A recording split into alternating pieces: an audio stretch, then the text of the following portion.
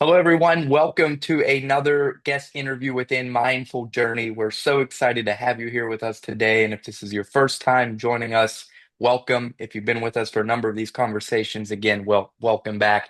As always, if you have any questions, please feel free to put them in the chat function and we'll work to get to them on the back end of the conversation.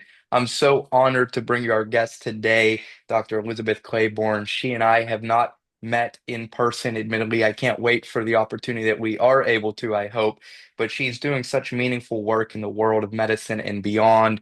I think you'll feel from her today a authenticity, a sincerity, and a desire to serve not just through her product, but through her words. To give a little brief synopsis of her bio, she's still a practicing emergency medicine room physician. She's the co-founder and CEO of NasaClip, which is essentially, as I just recently learned from her bio she shared with me, considered to be a band-aid of nosebleeds. It's quite a cool invention. She has a few boxes behind her that you might be able to see over her shoulder. And of course, we'll dive into that today. I could go on and on about Dr. Clayborne's accolades. She's been featured all over on national media platforms, but with hope to just get into the inspiration that I know she's going to give us. I'm going to pause on that and just welcome her and welcome you all and say thank you again, Dr. Claiborne. I appreciate you being with us. Absolutely, Adam. I'm so excited to be here. And I just find what you're working on and the messages you want to deliver are so important. And I'm like thrilled to be able to share a little bit of my story and hopefully it can be helpful to others. Thank you so much. Would you mind starting back to the beginning of your story of what got you into the world of medicine? You briefly shared with me, of course, already, but I'd love for our listeners to understand what it is that, drew you to med school and then ultimately become an ER doc, and then we can talk more of the innovation. But what got you into medicine? Yeah, it's interesting because I'm originally from Denver, Colorado. I was born and raised there. My mom was a nurse and my dad was an engineer. And I always had, a fascination, I think, with medicine early on. I remember just going to the doctor's office and my mom would like connect me with some of her physician colleagues and get me to shadow. But she almost discouraged me from going into medicine because she knew a bit of the hot mess that is healthcare in the United States. But it stuck with me. And I think that for me, I think it's one of the greatest services that you can provide to humankind. I also feel like it's just magical to learn how the human body works. And in particular for me, as I, went through all my schooling and then in college decided I was pre-med, I liked the challenge of it, but I also saw early on that I could have a diverse career and it didn't have to just be in medicine, but like I had already started looking at ethics and other things within the realm of medicine that positioned me to be someone who really always looked at the human being as a whole entity and not just a disease entity. And I think that's what I was really, drawn to. And in particular, that's also what drew me to my specialty, emergency medicine, because we really do take care of people in some of the most critical points of their life. And you have to have a good understanding of the human experience to be able to serve in that capacity. I love that you brought that up. I think I mentioned to you when we first connected, I heard you in another podcast talk about that, treating the human and not the disease. And it's so powerful because I think those of us who've been to any doctors, and I think probably everyone on this call has, even if it's just for a general checkup, or in some cases, if they are in the ER for something more severe, you can feel sometimes that coldness that is there. Obviously, I'm not trying to generalize the whole industry, but I can certainly speak from experience that I've had that, individual on the other side of me who's just kind of treating me as though I'm another number and not a human. What have you done in your practice to ensure that you see the human and not the disease? Because I trust it's not easy when you've got a million things going on. Is there a centering mechanism or something that you've relied on to let people in front of you feel that they matter? Yeah, it's such a good question. I think the issue is that our healthcare system is not structured to allow us to serve in the capacity that I think medicine is supposed to be. First of all, it's supposed to be a service, not a business. And right Mm. now, the way that we structure our healthcare system, it is very much a business. It is a business that is, accounting for, more than 20% of our GDP. There are a lot of players in the field, and all of the components and the complexity of healthcare in this particular country and other countries, I think drives physicians to treat you like, not a human being, but just like a cog in the wheel that you have to get through. And one of the things that I really don't like about medicine, and the way that we train physicians in this country is you take really some of the bright-eyed, bushy-tailed, eager, wanting to serve the world type of individuals, which are like pre-med students. And over the course of their training, like we basically corrupt them and make them super pessimistic, and kind of like burn all of that bright light out of them.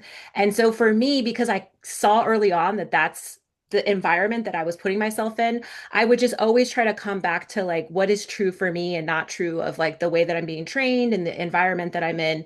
And there's a lot of external factors that can make you, just basically burn out and want to be like, okay, I just got to do my job. I just got to get through these patients.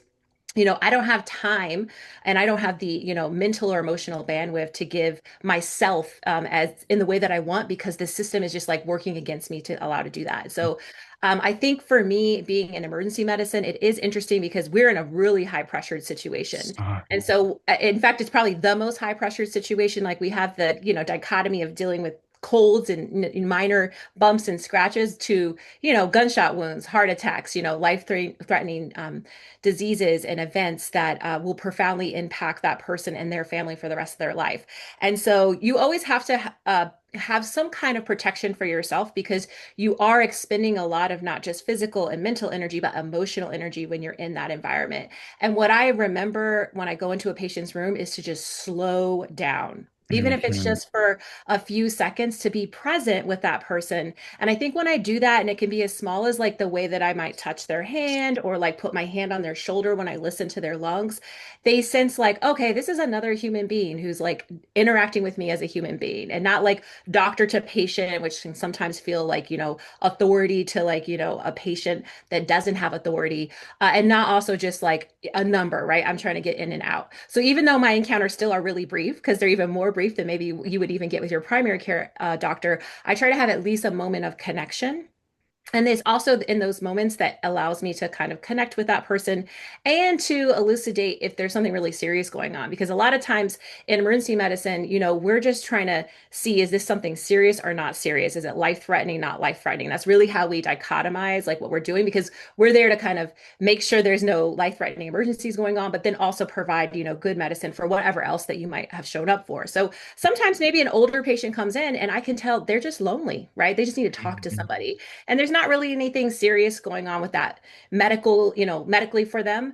But I can tell that, like, if I take, 2 to 3 minutes to just talk to this person and ask where they're from and how long they've been married and how many grandchildren they have, it has a huge impact on them for the rest of their day. And it also lifts me up. So it gives me Oh, that kind of positive vibe so I can carry on. So that's what I've done is like that slowing down process. But it takes discipline because when you're tired and you're fatigued and you're constantly working against a system that doesn't set you up to be the best physician you can be, you really have to be intentional about trying to do that. And mm, so for me, I think what's allowed me to do that over time is I also just bounced my career by now having my business and not just practicing clinically all the time. And so I tell a lot of people who are interested in medicine, you have to have a multifaceted career. You have to have something else that's bouncing you because you will burn out clinically if that's the environment you're in all the time. And if you're in that stage of your career where you have to be clinical for the majority of your work hours, you got to have whatever it is that kind of picks you up and makes you feel mm. a little better about your day. What great wisdom for all of us to be honest, from what I'm hearing, just having something purposeful that you can work toward that lifts you up. Because I think we hear the word burnout across all industries today, particularly in medicine. I'm sure it's more prevalent, and you're seeing, more docs maybe leave the industry or dealing with, addictive tendencies to try Mhm. to numb and suppress pain. But I think your messaging on the back end there is relatable for everyone that no matter what you're doing in your day-to-day job, find something that can light your soul on fire. Ideally, it'd be great if your job is the thing that does that, but in most occurrences, for many people, it's not. And Right. so, thank you for sharing. It's such a great message, and there's so much more I want to unpack. I wrote down so I didn't forget it because there was so much that you said in there that was deep. And one is you said phrased the question of what is true for me, so powerful because when you mentioned that when you were saying that in med school particularly, people can get pessimistic about the world of medicine, and I trust get lost in all the minutia and take Mhm. on this negative approach. What is true for me? So, what did you strike me as somebody who's grounded in your core values? What is true for Dr. Liz? What are the values that have guided you to keep you centered on your Mhm. purpose? Yeah, I think fundamentally it's that I think that at the heart of it, most human beings are good and intend to be good. And I see really the huge dichotomy of human capacity. I see the most ugly, terrible things that you can imagine: violence, sexual abuse, child abuse, and then just unnecessary like accidents, right? Things that just happen that are really traumatic. And I see a lot of that, so I could focus on that. But I think that I go through my day, and even if like 75% of what I encountered was in that category, if I got a couple of good interactions in the positive, like a little kid that like lit up because I'm a girl doctor and they want to be a doctor and they're excited to see me, or, like an older couple that have been married 65 years and like clearly look like they're still in love, I can draw more from those positive interactions than the negative ones, and then uphold my belief that like at the heart of it, I think all human beings have, good intentions and want to do Mhm. good. We're just all battling with what's going on in our life and our world. And I think that I have to make sure I focus on that. And that's, it's always a choice, right? A lot of people can choose to focus on the negative, and it's also the rhetoric that you replay in your head all the time. And so for me, I can choose to replay more of the positive than the negative, and I think that keeps me afloat. Wow. Oh, I love this. So good. So good. So when bad does occur, and we talked about this on the front end because there's this show now, The Pit, right, that Yeah. is on, I think, HBO Max. And as somebody not immersed in medicine, it was intriguing to see that many times ER docs are hit right, or verbally assaulted. Hmm. And that was obviously somewhat surprising for me to see when Dr. Clayborne, when you're having somebody, and I trust you probably have many stories of, things like comparable to that where it may have happened to you or happened to colleagues. When those things happen and you're wanting to maintain this voice of good, how Hmm. do you double down on the good? And the reason, let me, before I close that, I want to give you context for why I'm asking the question. I think you're right that people are innately good, but then they allow all these things in life to happen and then they start reacting. What's your message to them, and maybe pull from your experience of how you've kept good front and center even when people may have tried to wrong you or hurt you? Hmm. Yeah, so a lot of times I'm dealing with people who are not in their center, right? So I have to remind myself they're sick, whether they're sick with addiction, they're sick with mental health, they're physically ill and in pain. And like if you've ever been in intense pain or had something going on, you're not yourself. You might snap at me, you might cuss me out, which happens all the time, spit, bite. Like I see people basically refer back to like their very innate animal instincts, and we Mhm. deal with that abuse. And the pit did really, I mean, an amazing job at capturing like the chaos that we're in all the time. But you also see throughout that show, there's like little moments of miracles and like things that happen that are not explicable, or people who get to the other side of what they're dealing with and then they really are grateful and thank, the team that's taking care of them. And they're not able to do that until they are back center and kind of more of their natural self. Now, that's not everybody. There's definitely people out there where I'm like, you're just not going to get my energy because I already know what this situation Yeah. is. And so for those people, you put up your protections, whatever that is, your physical, mental, emotional protections. But for other people, I've had people apologize to me because they're like, I was just really rude to you, but I was super uncomfortable and I was scared and I didn't know what's going on. And like, I appreciate you taking good care of me regardless. So, I think once you get back center, then it just reminds me again that, people are, trying to do their best in a difficult situation. And it's my job to get them out of that crisis so they can Hmm. return to what I think is more of their innate positive nature. Hmm. In that chaos, I'm intrigued by your ability to perform. Oh, I told you this on the front end, how much respect I have for medical practitioners across all realms, not just those, on the front lines who are performing surgeries or in the ER, but the check-in, the folks who are checking patients in. Yeah. Every piece of medicine I think is so important because there's this human component. We're all so fallible and have our own life things going on, but particularly in your world, when you are the one treating the patient, having to perform at a high level, and there's so much chaos. I kind of already asked the question of what you do to connect with the patient, but what do you do from a performance perspective so you can think through, the actual remedy you need to provide, the actual drug you need to assist? Is there something that has allowed you to thrive from a performance perspective? hmm So, every specialty is a little different. In emergency medicine, one of the things that you'll hear a lot of us say is that we're a little bit of the cowboys of medicine. We all are a bit ADHD because we are constantly doing different tasks and having to task change all the time.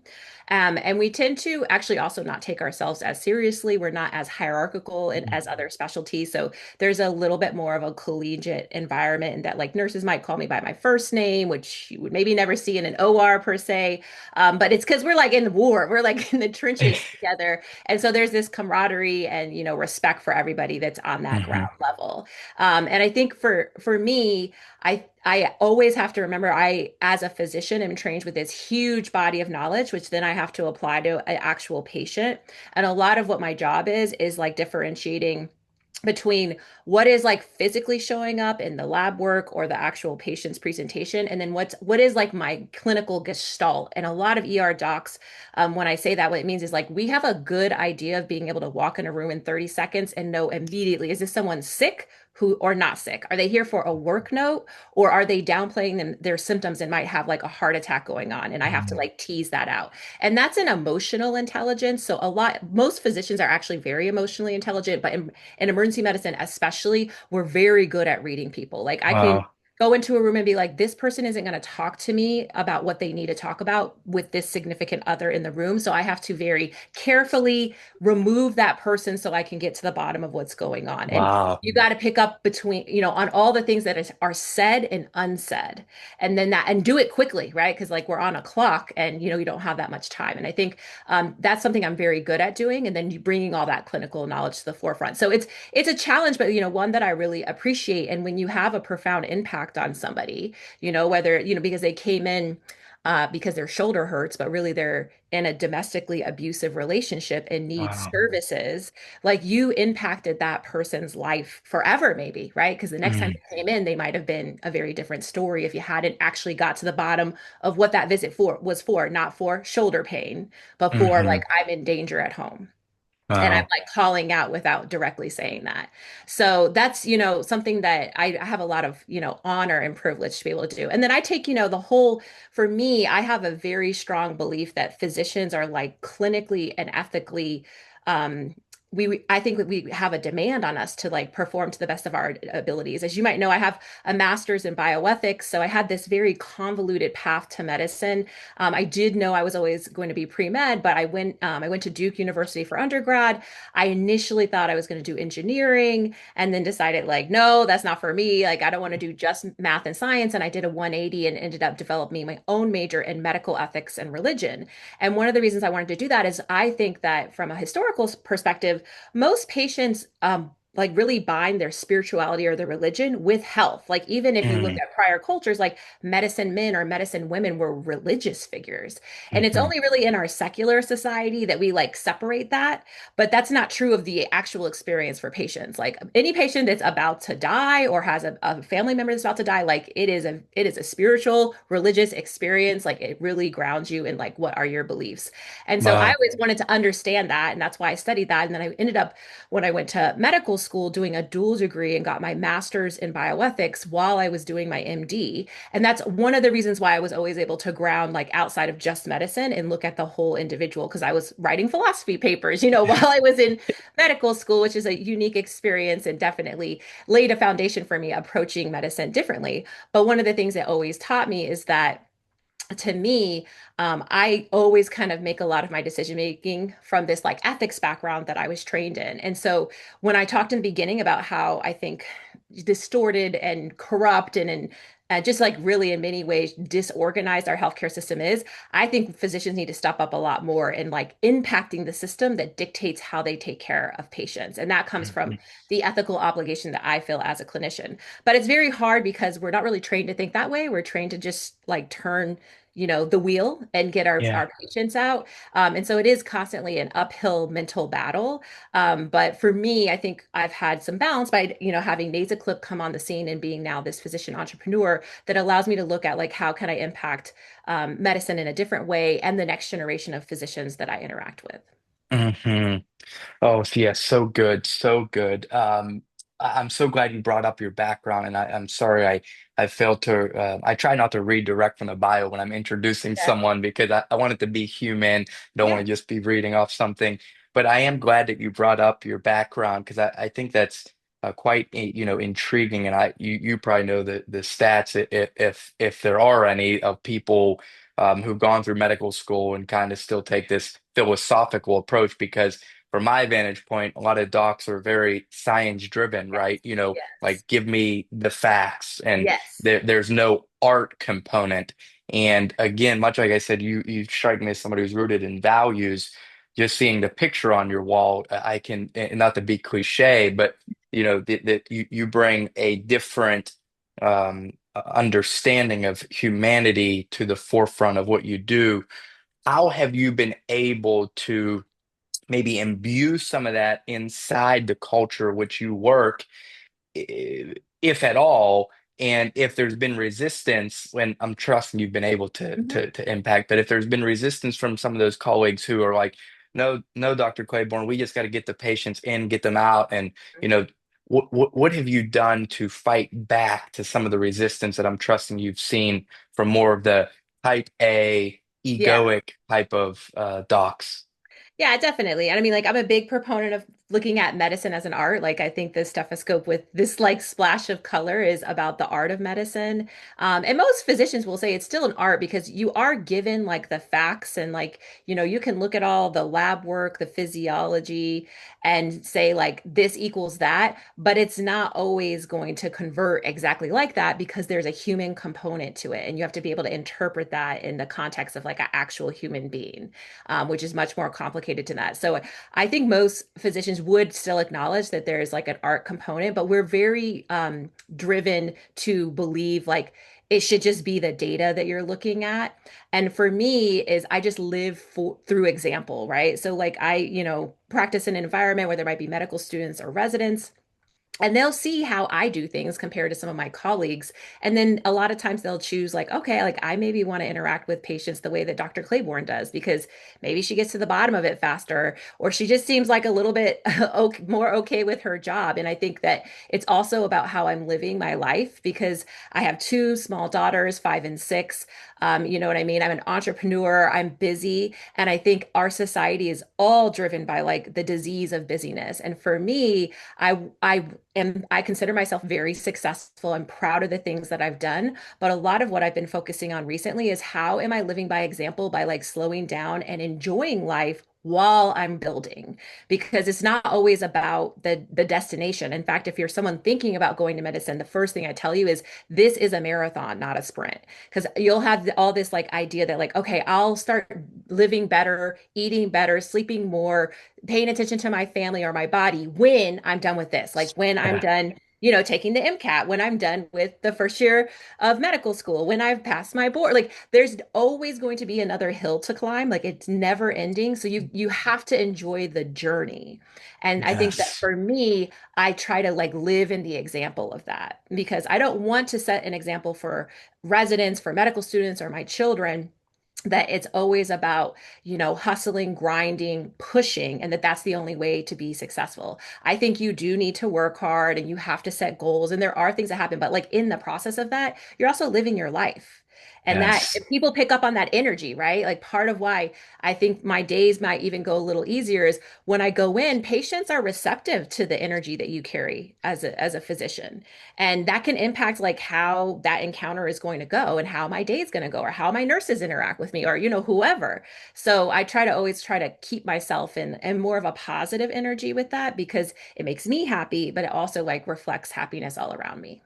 Yes, yes, yes. I love what you said. Enjoy the journey. Thank you for that. Obviously, in mindful journey, that's quite connected. So I couldn't agree with you more on that piece. I've been guilty, admittedly, in my own business pursuits, right, where you just put your head down and you're always saying, "Well, when I get to here, I will pause," and that can be that can certainly be a toxic pursuit. When you founded NasaClip, I'm sure you had plenty of naysayers, and I'm sure there was many of challenges, and I don't think challenges in business ever go away, quite frankly. And I, Right. I know that you raised, I think, 4 million in funding. Kudos to you. Wow, Thank you. amazing, Dr. Clayborne. Um, what did you do in those early phases to be a practitioner of what you were preaching? And when I'm asking what I'm trying to get to are strategies and mechanisms, be it meditation, journaling, something that our listeners can take away and say, wow, if Dr. Claiborne was able to do that, she was, growing a business, she was a mom, she Mhm. was a practicing physician. Let me try that so that I can enjoy my journey. Was there anything in particular on the front end of your Yeah. business?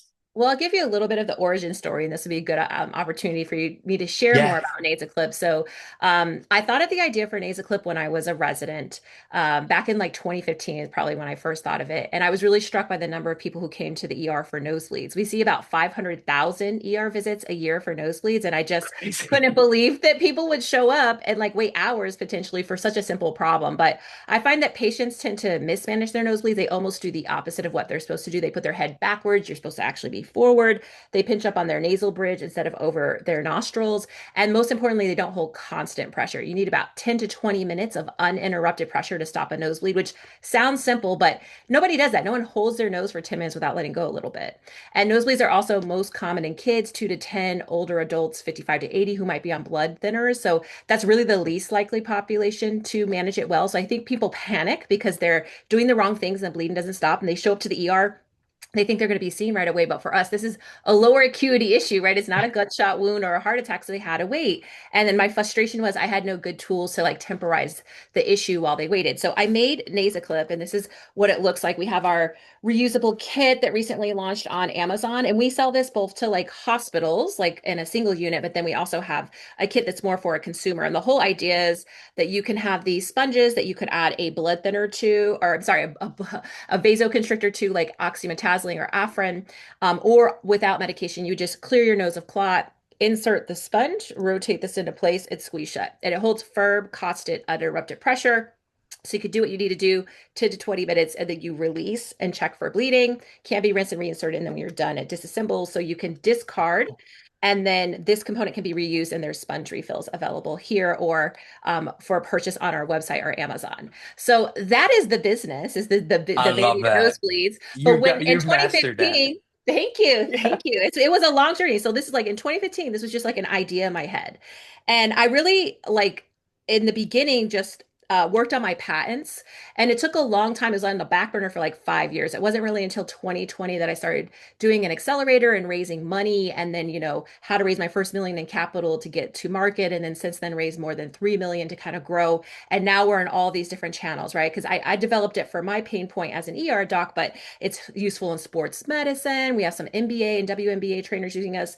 We're on Disney cruise ships and parks. We're talking to airlines, hotels, schools, and then everyday consumer. So it's like become this whole entity. And it's also introduced me to the world of startup and fundraising, which is particularly challenging as a woman and woman of color because we only give about 2% of venture capital to women. So fundraising in Hmm. this space is very challenging. So to your question about, what do I think people need to do? I had to be very intentional about how I was going to balance all these things. Because not only when I was first developing this company was I still working full time as an ER doc, I had two very small children. I actually had been pregnant during the pandemic with my second kid. So I was about 6 months pregnant back in 2020 when it hit, and I was working in one of the hardest hit hospitals in the state of Maryland, like intubating people in the parking lot with my belly out to here. I also did quite a bit of national media at that time. I found out I had a knack at doing this live television interviews, and it was an interesting story. But for me, it was also about communicating what I thought were important truths for the community that I served. And in the background, my marriage was really struggling. So I was basically at the beginning of a divorce, had two very small kids, trying to juggle clinical work and then being like, okay, I'm going to build this company. And so it was definitely one of the most challenging times in my life. And what I learned from that is, first of all, when you have something challenging going in your life, try to flip the perspective as to what could I learn from this? Like, where is there a potential silver lining? Because it seems like really hard when you're in it, but there's always going to be something on the other side of it that ended up being beneficial. For me, it allowed me to set better boundaries because I was just like working all hours and just like had no boundaries for work, my body, not eating well, nothing. And so around that time, I read a book by Wayne Mueller called Sabbath that I highly recommend to everybody.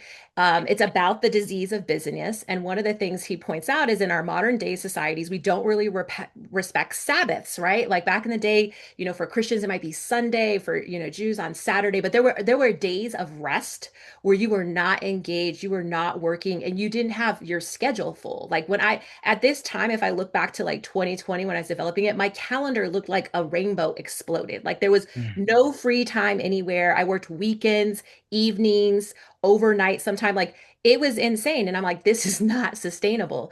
And so after reading that, I decided I was going to designate a day of rest. And for me, it's Monday. It's because Monday is actually the worst day in the ER. If you ever need to go to an ER on Monday, like really ask yourself if it's necessary. Because a lot of people wait for the weekend to be over and then go in on Monday. And so Yeah. I never liked working in the ER on Monday because it's a busy, busy day. And Mondays in general just like don't have a good feel to them. So I was like, Right. Monday's gonna be my day off. It's now like my best day. And so in general, even currently, it's not always a full day I can get, but I try to block a half to a full day on Monday where I do not have structured activity. I don't have meetings. I sometimes do acupuncture and other things that are like self-care, but it's really Hmm. about unstructured time. Because I'm not talking about like, oh, I don't have meetings, so I'm going to clean my house and I'm going to run errands and I'm going to go to Hmm. the grocery store because that's not unstructured time. Like the Sabbath is Yeah. about rest. Yeah. We Love don't that. allow ourselves to rest. And it's in the rest that you grow. So if you're never allowing yourself to rest, it is hard for you to grow, especially when you're expending so much energy. So I found that like that was one of the most important changes I made during that time, that I established some boundaries about what I was willing to do and not willing to do. And, having a startup is hard. Like, we work a lot of hours because you're basically in the beginning, it's just you and you're trying to get it off the ground. So you're tempted to just like pour everything into it all the time. But sometimes you can go slower to go faster. And what I mean by that is if you slow down and think, sometimes the solutions to whatever problems you're dealing with will come to you easier because you gave yourself time and space to rest, and then something that makes more sense or is more efficient or is better than what you're currently doing will tap in because you paused and allowed that to be delivered to you. Hmm. Hmm. Again, I keep saying it, but so much to unpack. Dr. Clayborne, I see you on stages all across the world. I think you've got such a powerful message to deliver, Thank and you. you're so passionate and authentic. And so, thank you for what you're bringing to us. So I'm sorry to the guests who are listening. They're probably like, "Wow, Adam is being redundant." His replies back, but it's true. There's so much. I'm like taking notes, but trying to be mindful, of being locked in with you. First, I'd like to just start with saying I love that demonstration. And there was a note that came in from one of the guests that said, "Wow, this is amazing!" Right about the time. So I echo that. Um, I think that you've designed such a cool product, and I'm excited to see how it continues to be a solution. I as a kid, I remember having nosebleeds, and unfortunately, I haven't had nosebleeds in I don't many many years. I don't even know the cause. I guess that's probably a good question for you. Dry I'd like air. to, Dry air is the most yeah, common yeah. cause. Just I'd dry like to. air. Okay, Winter so time. that. Okay, that's good, good, good. I'm learning new things, certainly.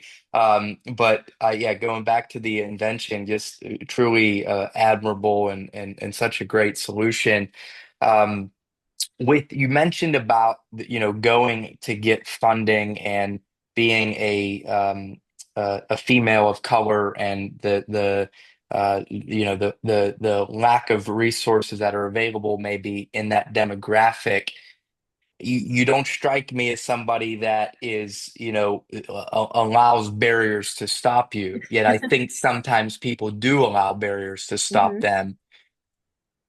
I know I keep going back to habits, but I'm looking for different things. And you've already given us so many things, but when somebody tells you that you can't or that Mhm. barrier rises, is it almost a switch it goes on and says, "Let me show you," Yeah. or what does that experience look like? Maybe not even a strategy, just what's your mindset like in those Mhm. moments? Yeah, I'm a big believer that you have to have strong belief in self. If you want anyone to follow you, they have to energetically and emotionally believe that you believe in yourself, right? If you are not sure, that hesitation is transmitted to others whether you're saying it or not. So it is very challenging to fundraise from my demographic, which is also why I'm so passionate and verbal about my story because I think about how much innovation is not even reaching market because we're not directing funds to our full demographic and to the full brilliance that exists.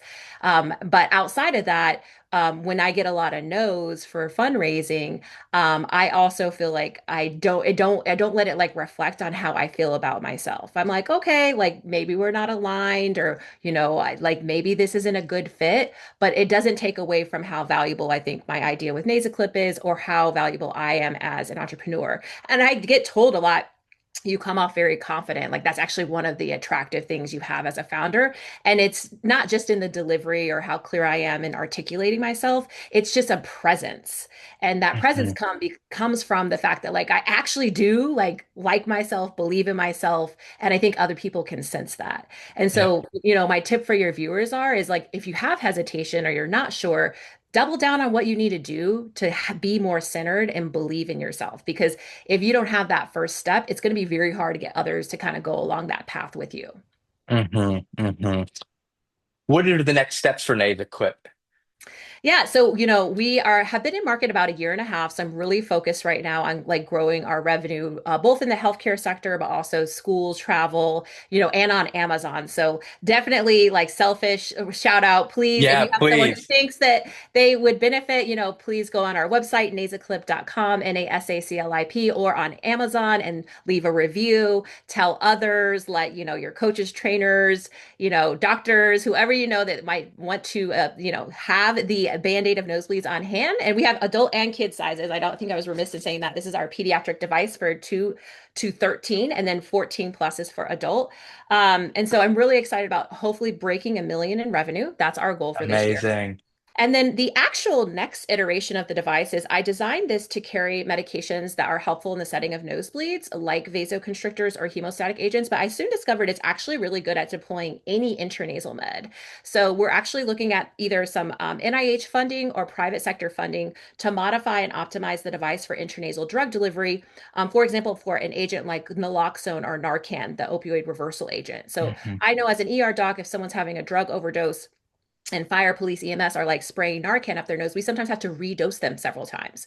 And that's because, well, first, the drugs are stronger and binding to that receptor tighter, but also because that puff of medicine goes in and it dissipates, or half of it's going into the posterior pharynx where it doesn't get the same absorption. But you can imagine if you put the medication on the sponge inside the nose, which maintains contact with the nasal mucosa, and then you put that system under pressure, I think there'll be a more likely outcome that there's better absorption of that medication in one application. So that's not just for something like Narcan, but analgesic medicine, benzodiazepines, migraine, allergy, even our vaccines we deploy intranasally. And that's a $43 billion market. So that's where I feel like a very large exit for NasaClip could develop. So I have also a lot of R&D looking at that piece, in addition Mhm. to kind of growing the business for this class one version of our device. That makes total sense as somebody who, obviously isn't immersed in the medicine and have a lot of naivety, just what you described, I'd be sold as a buyer, right? If I'm guessing a large hospital healthcare system would the clip, would you have to alter the the whole design, and then how would the medicine, say stay like sustained or sit on there, or would the medicine come in the box and then you apply it? again, I'm speaking, forgive my Yeah, no, naivety. no, no. These I, are good I, questions. So, part of what the research would be is to like see what physically needs to change with the device because, this is designed to stop nosebleeds. So maybe it doesn't need to pinch as tight, or maybe the shape of the sponge needs to be, different. But what I conceptualize is a device that would have a preloaded sponge, like that would come more like in our blister pack, where it has a particular medicine on it. So if this was an overdose patient, right? And police arrive and they need to apply Narcan instead of spraying up the nose. They take this out of the package, put it in the nose, apply the pressure, and then leave it in place until that person is revived, hopefully. Mhm. And so I see it as kind of a platform where there would be different, NasaClips with multiple different drugs depending on what the need is. That is the conceptualization, but that's a lot of what the research and development that we're currently working on is focused at. Gotcha. Gotcha. Wonderful. Well, Dr. Claiborne, everyone who's watching you today or may see this later, I think it will be obvious that, like you mentioned, you get complimented on this confidence and you do have this aura about you that is self-assured. And I love that, but it's rooted in humility and kindness, which is also, a beautiful thing to drive connection. But I do think that, listeners might say, well, she's got it all together, right? Dr. Claiborne's got it all together. And one of the things that we're striving to do, as I told you on the front end when reaching out to you in Mindful Journey, is humanize and normalize the shared experience of life because we all face things. And you've already been a bit vulnerable with us sharing about your divorce and some of the challenging things that you've went through. But to your level of comfort, I'd like to ask you, a question, maybe digging beyond that. And if that has been the toughest thing faced to date, that's okay. But what I like to strive to get our listeners to recognize is that they're not alone, that Mhm. their suffering, their illness, their imposter syndrome, whatever it is, that we've all got something. Because I think in the social media era now, everyone sees the best of Yes. everyone Yes. and thinks that they are less than. And that's certainly not the case. So, with all of that being said, my question to you very simply is what is the most challenging thing that you've gone through in your life? And what do you recall having done to get through that? hmm Yeah, I mean, I do think it relates to the divorce. So to give more color to what happened, and I share this because I think this is an experience that women in particular have all the time that is just cliche to bring up. So when I was pregnant, back in like March of 2020, I also found out about infidelity while I was pregnant, and then the pandemic hit. So I was pregnant, devastated, almost miscarried my baby. That's how upset I was. And then I had to go into this situation where I was like seeing people die all around me, no one knew what's going on. And my OB was like, I'm not sure what the risk is to you and your child. On top of that, I had a 16-month-old at home, right? I had a kid that is deeply impacted as a mother, like most moms will know. Your kid, no matter how old they are, they know when you're not okay. You could tell them that you're okay. You could put a smile on, but like they know you're not okay. And it took me a while to realize. And it was one of the reasons I decided to ultimately leave my husband because we tried and it just did not work out. And I made the decision that I had to be okay. I had to be happy because I was like, their primary caretaker. And if I'm not okay, they wouldn't be okay. So it was my responsibility to like get myself together. And I think it's so true what you say because during that time, you would have never known that I was dealing with all that. Like I looked like, I mean, I was on TV, on CNN doing interviews, and they would actually ask me about my husband all the time, which used to drive me crazy. Because it was like, oh, your husband must be so, and I'd have to be like, yeah, he's so supportive. So like, but on the flip side, that's what was going on. I was crying on my all the time. Like, I remember at this time I would sometimes be driving to like a doctor's appointment. I'd have my girls, a little bit later saying, Mommy, Mommy, breathe, just take a breath, breathe. And I was like, oh, this is like when I know I need to do something different because I have a toddler telling me to breathe. And the reason they did that is because that's what I tell them to do, right? When they're Yeah. upset. And so I do think there's a little danger in how we feel pressured to only present the best of ourselves. And that's just like that's not true. So I highly recommend, and I'm not saying like air all your dirty laundry out publicly. Do whatever you're comfortable with. I talk about my infidelity experience and my divorce because I think it's a common story, and then it's just a little bit still cliche, and I wish it wouldn't be because it's just something that it happens, and we have to go through and we have to live through. And so I'm okay sharing that. And if you're not, and that you've experienced that, that's fine. But do have some kind of tribe, whether it's a couple of friends or a community of people that you feel like you can, share those burdens with, because it is very, very unhealthy to bottle all of that up and try to maintain it on your own. That is Mhm. what creates disease. There are theories that actually say it is built up stress in your body that can manifest as a cancer later in life. Wow. So if you don't discharge that energy in some way or share or like let it out, it will come out at some point in some Hmm. other form. That form could be addiction, it could be a disease, it could be mental health. Like I see all that in my practice. And so I had to practice a little bit more of what was preaching at that time to my patients and realize when I really wasn't okay. So I think that, 2020 was definitely one of the most challenging years of my life, but now that I'm, 5 years removed from that, I look back at it, and to my earlier comment, I'm almost grateful. It's still hard because it's a wound, but the reason I'm grateful is it just taught me so much about myself, my resilience, and also that like I can step through that. Like, I think that if you told me that that was going to happen in my life, I would have been like, oh my God, I won't survive that. I can't do it. But now I'm like, no matter what else comes up, if I have to deal with an illness, or some people deal with the loss of a child or a parent or whatever that might happen, I at least now know I can put one foot in front of the other and like get through it no matter what. Yes. And the way that I get through it is by taking care of myself, surrounding myself with a supportive community, and not feeling pressured that I always need to be this like picture perfect person, because none of us are. Oh my goodness. Thank you so much for again your vulnerability and then the lesson because it's applicable to everyone. And appreciate your honesty of sharing being on live TV and having to fake it. I'm always so intrigued by seeing people on TV who pretend that they've got it all together and then and people I'm thinking of often will like, they keep this theme of ego always that doesn't allow the person on the other side to be let in. I'm suspecting you were very much the way you are today, that even if publicly, because like you said, you can't air your dirty laundry out on live TV. Like, no, actually, I'm going through a divorce right now. Right, Probably right. wouldn't be the most fitting, but just your vulnerability now and sharing that shows just how human you are and it ties in beautifully to what I'm striving to do through these interviews. So thank you, Dr. Claiborne. There Absolutely. was a question that popped in earlier on, and I only briefly got to see it.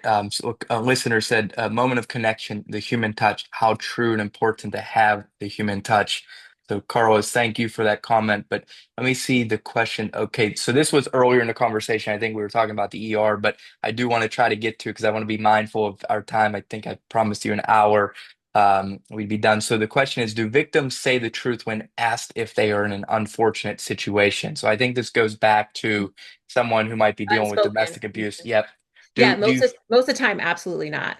They will not tell you, even alone, they won't tell you. You have to tease it out, and make them feel safe enough with you to say that they're not okay. And I think that that's something that happens all around us. And whether it's domestic or sexual abuse or someone just struggling with mental health, everyone needs to be more aware that you don't really know what's going on in someone's life.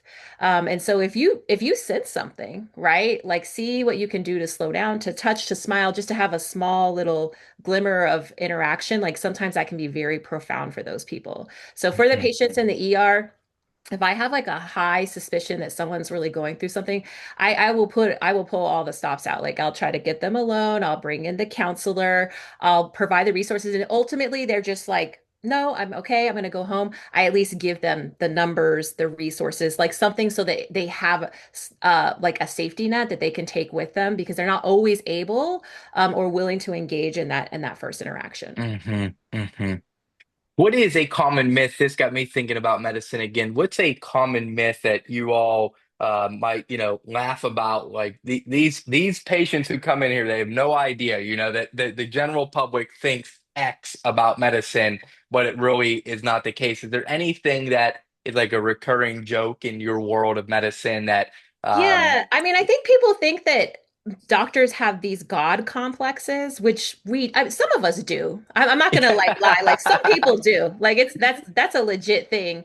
But like for most doctors, we're scared like you. You know what I mean? Like Mm, we're still human beings. We still can make a mistake. We have incredible pressure on us to not make a mistake because a mistake might result in somebody's death.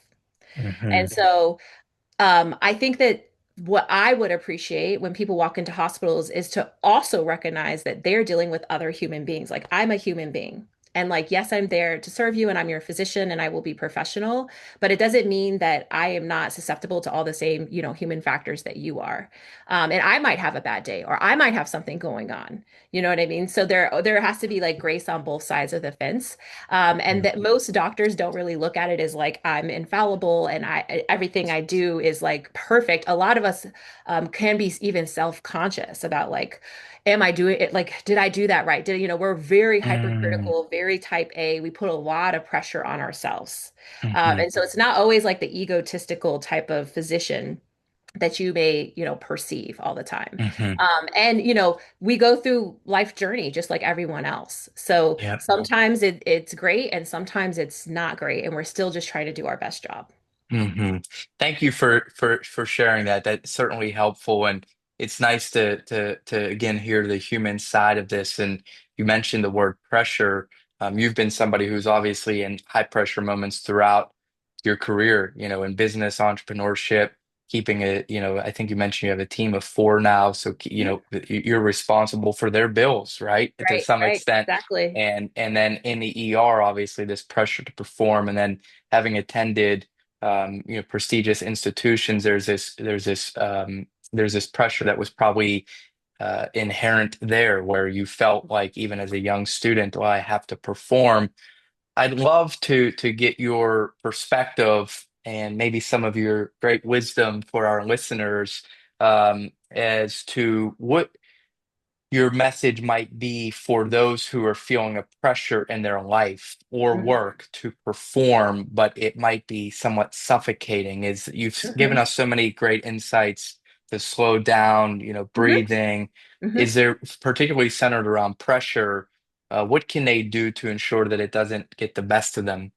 Yeah, I recently started working on a new kind of keynote slash TEDx talk that talks about how important it is to lead from my masculine and feminine energy. I think we Mm, live in a society that assumes because it's patriarchal, and that's just like where we came from, right? Is that leadership is very male, right? It's very masculine. It's dominant, push, and produce, right? It's about how much you're producing. And then we live in a capitalistic society, which just double down on like your worthiness is attached to like how much you produce. And it's taken me some time, I think, through motherhood and all of my struggles to understand that that is not where your inherent value comes from. Like a more divine feminine energy that both men and women have is that like I am valuable because of the way I receive. The way like I transfer energy. And it's not just mm, about like my values tied to how successful I am or what do I do, that I can be inherently valuable because of like my presence here as a human being and from the energetic exchange that I have with all the people around me. So I've been trying to tap more into that because I feel very strongly that I do have a very strong feminine nature, but it's been suppressed because I was trained and grew up in an environment that only really pushed me towards those masculine traits. And what's interesting to me is like the more I tap into that, the more I'm actually becoming successful. It's like I actually don't have to work as hard all the time to reach success, which to me is like the ultimate, payoff game. Like yeah. that's what people want. And it's the reason it seems so crazy is people are like, how would that happen? Right? Like, how are you going to be successful without working hard? But I'm like, that's the kind of, I think, mindset that needs to be adjusted as we move forward as a society, because it's not always about what you're producing. Like, sometimes we are producing things that are not helping us. So there has to be a shift in like, okay, what else is it that's happening that could be very valuable? Mhm. to yourself, your family, your community, and the world that we live in. Yes. I would love to hear this TED Talk because I've never heard anything framed quite that way, to be honest. Oh, I good. hear a lot about feminine, masculine energy, and I subscribe to that. As a guy, like I think people can look at me and sometimes be like, and I've done so many motivational speeches. I can send you some of these clips, but I can be very serious on stage. And so there's this very big, like masculine energy that is felt, but I'm the first to cry when I've got a Netflix show on, like, and I'm okay in saying that, but I know friends of mine who are guys who are not Right. okay with that because crying is a sign of weakness. So I think how you just framed all of that could be so impactful Mm, for so many industries because we are taught that more is better right. and that just you work hard, you work hard, Yes. you work hard, and you're going to get the outcome. But what if we sometimes pause? And that's the value of the consultant, I think. I've had to take advice from people many times throughout my business because I'm so emotionally vested and attached. So I don't have a question on the back end of that for you, Dr. Clayborne. I'm just saying to you, I can't wait to see this TED Talk. I'm working on it. It's interesting because like it kept coming to me because like I'm also like a big believer that I think women are phenomenal leaders, and because we're starting to see more women in positions of leadership, but there's all these assumptions about like why women wouldn't be as good of leaders, and it occurred to me the reason that that's the assumption is because it's coming from the framework of like masculinity being the dominant force when it comes to being a CEO or a leader or a politician or whatever, and that's better. And I'm like, what if that wasn't true? What if that's actually Mm, not the best, way to evaluate everything? Like, the more soft skills that female leaders tend to have, emotional capacity, receptiveness, being able to, and even our hesitancy, right? Hesitancy or indecisiveness is what sometimes gets attached to being, female or feminine mm, is not necessarily a bad thing. Like, why are you hesitating? Are those important questions to ask? Like, if I'm mm, reflexively making a decision and you like that because it's confident, that doesn't mean that's the best decision. So if it takes mm, longer to get to a better decision, maybe that's still very valuable. So I mm, will continue to work on it because I think yeah, it's an important message for us as society. And I'm just so excited to see what else we will be able to accomplish when we can open our minds, and our hearts to a different way of perceiving strength, success and leadership in our world. definitely. Yes, yes, yes. Well, I'd like to close in the last 60 seconds with something inspirational. The whole conversation, really, from my vantage point, has been inspirational in nature. But for those listeners who have been with us throughout the entirety of this, and they've heard so many of the great tangible practices that you've shared with us to get better, to perform better, to de-stress, all of these things, but they're still maybe in the back of their mind saying, but Dr. Claiborne, I'm still going through this divorce. I still don't know how I'm going to make payroll. I still don't know how I'm going to pay my bills. I still don't know where I'm going to live. What's your message to that person today who might be at their wit's end?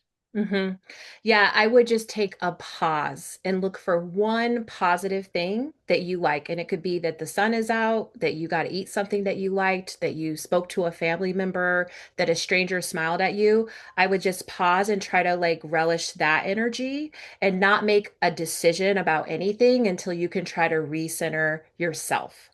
And recenter yourself from the standpoint that like this will pass, better days are ahead. I can get there, and I'm more likely to get there quicker if I can change my mindset and get back into a positive energy. So I have to focus on something positive in this moment.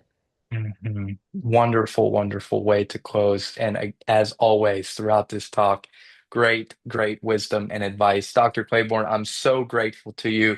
I really now even more so want to meet you in person. So next time I am to Maryland, because you're based in Maryland, right? In Yes, the yes. Baltimore area. Yeah, I will certainly reach out. I'll follow up with you offline with this recording and such. But you were wonderful today. I'm so thankful to you. Keep up your good work in the world, and I can't wait to see what's ahead for NasaClip.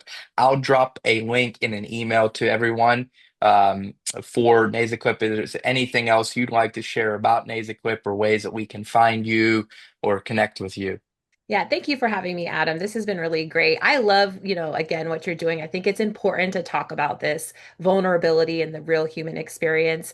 For those of you that want to connect with me, I'm on all the socials at Dr. Eliz PC, also on LinkedIn. So please reach out, connect, and you can go to nasaclip.com or Amazon if you want to purchase the product, leave a review. And I was honored to be here and excited to continue to share my journey. Like I'm living as I'm leading.